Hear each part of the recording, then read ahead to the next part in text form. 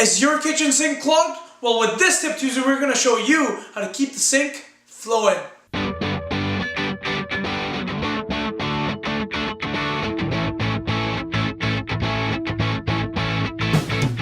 Number 1, try to keep it grease-free. Number 2, try to use a Garburator appropriately for food scraps only. Number 3, every now and then pour it on hot water and bleach to keep the flow going. And that's it for this week. Catch us next week with another Tip Tuesday by yours truly, Raj from Surrey Plumber.